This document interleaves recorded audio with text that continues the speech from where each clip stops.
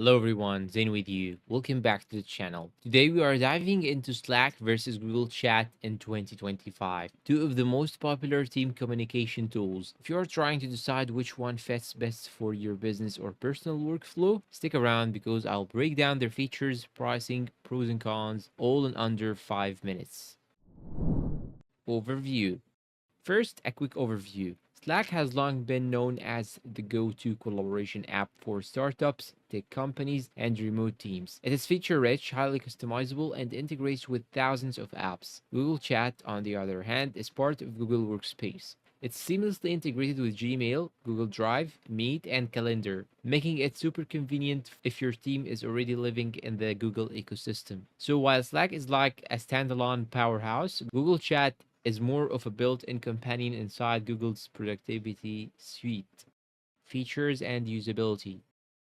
Slack offers organized channels, direct messages, voice and video calls, workflows, and powerful integrations with tools like Trello, Asana, GitHub, and so on. Its search functionality is also excellent for digging up old messages and files. Google Chat keeps it simpler. You get Spaces, which are like channels, direct messaging, Google Meet integration, and file sharing straight from Drive. It's less flashy than Slack, but super efficient for teams already using Gmail and Docs daily. In terms of usability, Slack feels more like a dedicated collaboration hub. Google Chat feels more lightweight, integrated, and minimal. Integrations and ecosystem. Slack connects with over 2,000 apps, making it highly customizable for project management, customer support, and automation. Google Chat, while limited in third party integrations, shines if your team runs on Google Workspace, Docs, Sheets, Calendar, Invites, and video calls with Meet are all one click away. So if you want flexibility, Slack wins. If you want simplicity and everything in one Google account, Chat is more convenient. Pricing.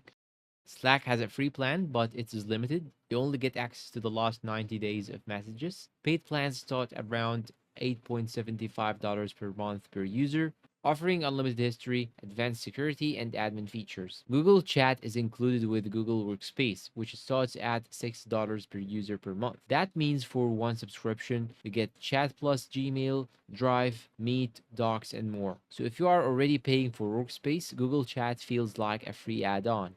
Pros and cons. Now let's talk about the pros and cons of each one of them. And let's start with Slack pros. Number one, we have robust integrations. Number two, we have custom workflows and automation. Number three, we have strong search and channel organization. For Slack cons, it can get expensive as your team grows, learning curve for non-tech teams. And when talking about Google Chat Pros, it is seamless with Google Workspace. It's simple and easy to use, and it's cost effective if you're already paying for Workspace. Google Chat cons. Fewer integrations and advanced features, not as customizable as Slack.